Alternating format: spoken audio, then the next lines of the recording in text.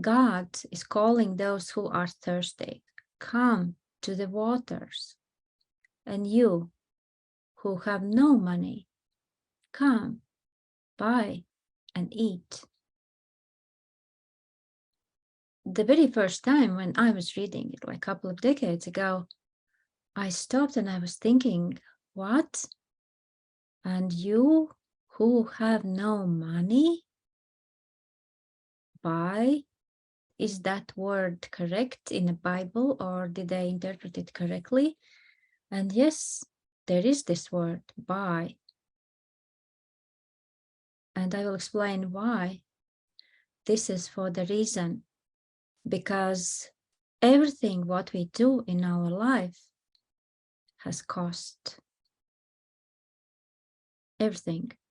Because that's the way how this world has been set up, that we experience cause and effect.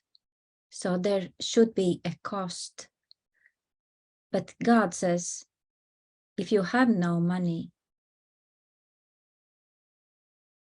you still can get it. Buy wine and milk without money. Like if you buy from somewhere else, like we Christians, we might call it the world. If we buy from somewhere else, there is this cost, which is not told in upfront. We don't know, like upsells, Have you bought some kind of course or something, and then you just click and you just like, okay, you can buy for 7, then for 17, then you end up like buying for, I don't know how much. There is this cost, but yeah, you pay later. Because when God calls us, he gives us this very clear call. Yes, buy. There is this process of buying, but there is also the promise, buy and you will get what you need. You will satisfy your thirst.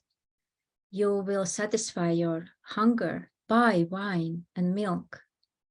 Why spend money on what is not bread, and your labor and what does not satisfy? Why do you invest all this time and hustle on what does not satisfy your soul? I'm sharing it with you because I had spent years doing work that does not actually satisfy my soul. I do my best and I work and I help, but at the end there is no this joy. The joy is sign that you are doing what satisfies you. For there is this labor, there is this buying, like all these things. That's the way how life works. But the question is, why do you spend? Time is something what has been given to us. We spend our time. The same word is used for money. We spend our money.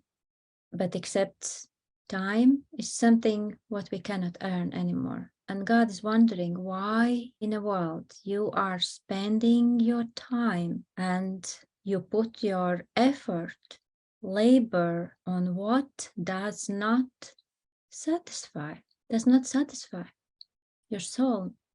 Your soul is thirsty and God is calling you today. Come to the waters. Come if you are thirsty. He's not rebuking us in the scripture. He's just saying that, think. He's giving us something to think about. Think. Are you satisfied or are you not satisfied? Have you been laboring hard and you still are thirsty? You still don't get fruit from your labor. So there's this question, why? Who have been helping you to stay in a desert, in a wilderness?